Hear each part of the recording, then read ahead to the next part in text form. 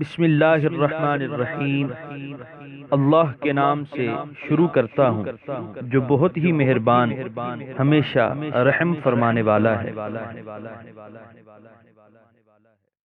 سورہ المائدہ آیت نمبر 116۔ وَإِذْ قَالَ اللَّهُ يَا عِيسَى ابْنَ مَرْيَمَ أَأَنْتَ قُلْتَ لِلنَّاسِ اتَّخِذُونِي وَأُمِّيَ إِلَٰهَيْنِ مِن دُونِ اللَّهِ قال سبحانك ما يكون لي أن أقول ما ليس لي بحق إن كنت قلته فقد علمته تعلم ما في نفسي ولا أعلم ما في نفسك إنك أنت علام الغيوب۔ ترجمہ۔ اور جب پوچھے گا اللہ تعالیٰ، اے عیسیٰ بن مریم، کیا تو نے کہا تھا لوگوں سے کہ بنا لو مجھے اور میری ماں کو دو خدا اللہ کے سوا؟ وہ عرض کریں گے پاک ہے تو ہر شریک سے، کیا مجال تھی میری کہ میں کہوں ایسی بات جس کا نہیں ہے مجھے کوئی حق؟ اگر میں نے کہی ہوتی ایسی بات تو ضرور جانتا اس کو۔ تو جانتا ہے جو میرے جی میں ہے اور میں نہیں جانتا جو تیرے علم میں ہے، بے شک تو ہی خوب جاننے والا ہے تمام غیبوں کا۔ سورہ المائدہ آیت نمبر 116 کے پہلے حصے کی تفسیر۔ جمہور مفسرین کا قول یہ ہے کہ یہ سوال جواب قیامت کے دن ہوگا۔ اس سے پہلی آیت یوم یجمع اور بعد کی آیت یوم ینفع اس کی مؤید ہیں۔ سورہ المائدہ آیت نمبر 116 کے دوسرے حصے کی تفسیر۔ کیا تو نے کہا تھا لوگوں سے کہ بنا لو مجھے اور میری ماں کو دو خدا؟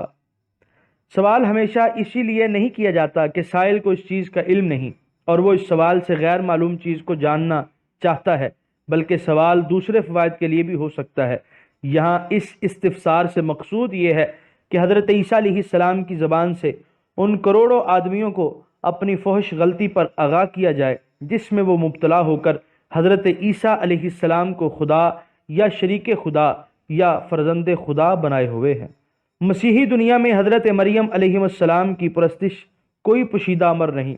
وہ ان کے قد آدم مجسمے بنا کر اپنے گرجاؤں کی محرابوں میں رکھتے ہیں اور تمام رسوم پرستش بجا لاتے ہیں۔ سورہ المائدہ آیت نمبر 116 کے بقیہ حصے کی تفسیر۔ وہ عرض کریں گے پاک ہے تو ہر شریک سے۔ حضرت مسیح علیہ السلام کا جواب قابل غور ہے۔ الزام آپ پر لگ رہا ہے کہ کیا آپ نے ایسا کہا؟ اللہ تعالیٰ کا مقبول بندہ اپنی صفائی میں لب کشائی نہیں کرتا، بلکہ اپنے رب کی عظمت و پاکی کا اعلان کرتا ہے اور اپنی صفائی اپنے سب کچھ جاننے والے خدا کے سپرد کر دیتا ہے۔ یعنی اے میرے رب، تجھ سے کوئی بات مخفی نہیں، زمین و آسمان کے سب چھپے ہوئے اسرار تجھے معلوم ہیں، میں کیا اپنی صفائی پیش کروں؟ تو جانتا ہے کہ میں نے یہ الفاظ ہرگز نہیں کہے، اور تیرا یہ بندہ جس پر ہر لحظہ تیرے کرم کی بارش ہو رہی ہے، کیا اتنا ناشکر گزار بن سکتا ہے اور یہ جرت کر سکتا ہے کہ ایسی بات کا مدعی بنے جس کا اسے کوئی حق نہیں؟ سبحان اللہ، کیا شان ہے بارگاہ خداوندی میں ادب و تعظیم کی۔ سورہ المائدہ آیت نمبر 117۔ ما قلت لهم الا ما امرتنی به ان اعبدوا اللہ ربی وربکم وکنت علیہم شہیدا ما دمت فیہم فلما توفیتنی کنت انت الرقیب علیہم وَأَنْتَ عَلَىٰ كُلِّ شَيْءٍ شَهِيدٌ۔ ترجمہ۔ نہیں کہا میں نے انہیں مگر وہی کچھ جس کا تو نے حکم دیا مجھے کہ عبادت کرو اللہ کی، جو میرا بھی پروردگار ہے اور تمہارا بھی پروردگار ہے، اور تھا میں ان پر گواہ جب تک میں رہا ان میں، پھر جب تو نے مجھے اٹھا لیا تو ہی نگران تھا ان پر، اور تو ہر چیز کا مشاہدہ کرنے والا ہے۔ سورہ المائدہ آیت نمبر 117 کے پہلے حصے کی تفسیر۔ یعنی میں نے تو انہیں وہی کچھ کہا جس کے کہنے کا تو نے مجھے حکم فرمایا۔ میں نے تو انہیں صاف صاف اور بار بار کہا تھا کہ تم صرف اس رب العزت کی عبادت کرنا جو میرا بھی مالک اور پروردگار ہے اور تمہارا بھی۔ سورہ المائدہ آیت نمبر 117 کے بقیہ حصے کی تفسیر۔ اور تھا میں ان پر گواہ جب تک میں رہا۔ جب تک میں ان میں رہا اس وقت تک میں ان کی نگہبانی کرتا رہا، اور جب تو نے مجھے آسمان پر اٹھا لیا تو تو ہی ان کا نگہبان تھا۔ یہاں بعض لوگوں نے توفیتنی کے لفظ سے حضرت عیسیٰ علیہ السلام کی موت ثابت کرنے کی کوشش کی ہے، حالانکہ یہ غلط ہے، کیونکہ توفا کا حقیقی معنی مارنا نہیں بلکہ کسی چیز کو پوری طرح اپنے قبضے میں لے لینا ہے، کسی چیز کو کامل طور پر اپنے قبضہ میں لے لینا بیزاوی۔ اور وَتَوَفَّاهُ أَيْ لَمْ يَدَعْ مِنْهُ شَيْئًا تاج العروس، اور یہ لفظ موت کے معنی میں بطریق مجاز استعمال ہوتا ہے۔ چنانچہ حضرت حسن بصری فرماتے ہیں کہ لفظ وفات قرآن میں 3 طرح استعمال ہوا ہے۔ نمبر 1 وفات موت، نمبر 2 وفات نوم، نمبر 3 وفات رفع۔ پہلی وجہ کی مثال اللہ یتوفی الانفس حین موتہا، یعنی اللہ تعالیٰ موت کے وقت نفسوں کو اپنے قبضے میں لے لیتا ہے۔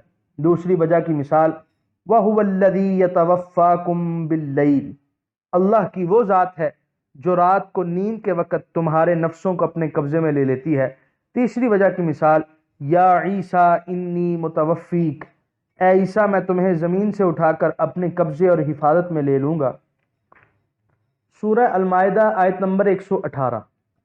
ان تعذبهم فانہم عبادک وَإِن تَغْفِرْ لَهُمْ فَإِنَّكَ أَنْتَ الْعَزِيزُ الْحَكِيمُ۔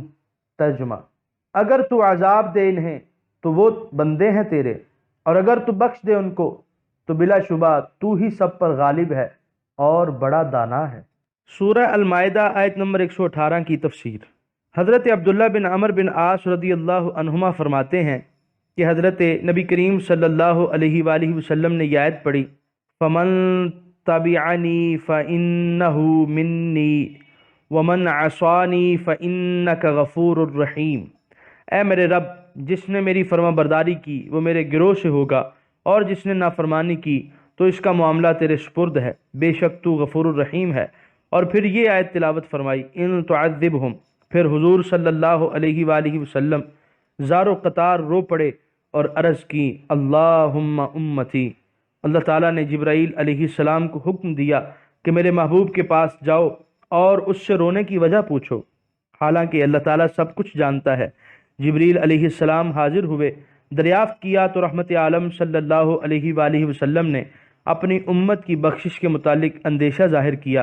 اللہ تعالیٰ نے پھر جبرائیل امین علیہ السلام کو یہ پیغام دے کر اپنے محبوب صلی اللہ علیہ وآلہ وسلم کے پاس بھیجا کہ اے مصطفیٰ صلی اللہ علیہ وسلم، آپ رنجیدہ نہ ہوں، یقیناً ہم آپ کی امت سے ایسا رحمت کا سلوک کریں گے جس سے آپ خوش ہو جائیں گے، اور ان سے ایسا معاملہ نہ ہوگا جو آپ کو ناگوار گزرے۔ الحمدللہ جس نے ہم سیاہکاروں کو ایسے کریم اور بے کس پرور نبی کی امت ہونے کا شرف بخشا۔ صد شکر کہ ہستیم میانے دو کریم۔ سورہ المائدہ آیت نمبر 119۔ قال اللہ ھذا یوم ینفع الصادقین صدقہم لہم جنات تجری من تحتها الانہار خالدین فیہا ابدا رضی اللہ عنہم ورضوا عنہ ذالک الفوز العظیم۔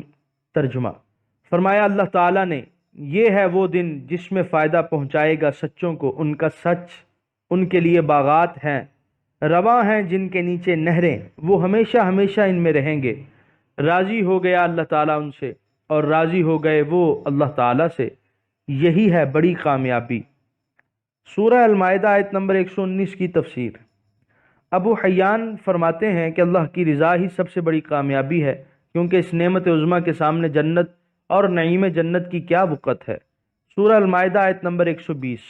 للہ ملک السماوات والارض وما فیہن وہو علی کل شیء قدیر۔ ترجمہ، اللہ ہی کے لیے ہے بادشاہی سب آسمانوں کی اور زمین کی اور جو کچھ ان میں ہے، اور وہ ہر چیز پر پوری قدرت رکھنے والا ہے۔ سورہ المائدہ آیت نمبر 120 کی تفسیر۔ یہ آخری آیت گویا اس سورہ کریمہ کے سر پر زرعی تاج ہے، سب شبہات کا ازالہ، سب گمراہیوں کا رد اور سب حقائق کا حاصل اور نچوڑ اس میں بیان فرما دیا۔ فرمایا، زمین اور آسمان اور ان میں خاکی، ناری اور نوری، بے جان اور جاندار، بے شعور اور باشعور، جو کچھ بھی ہے سب اللہ وحدہ لا شریک کی ملکیت ہے، اس کے سوا اور کوئی خدا نہیں، کوئی خدائی میں شریک نہیں، کوئی اس کا بیٹا نہیں، سب اس کے بندے اور اس کے حکم کے پابند ہیں، ہر چیز اسی کے قبضہ قدرت میں ہے۔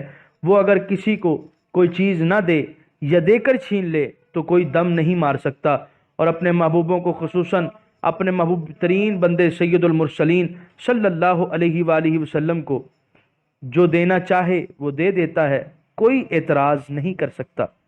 یہاں پر 7ویں پارے کا 6واں رکوع مکمل ہوا اور یہاں پر سورہ المائدہ مکمل ہوئی۔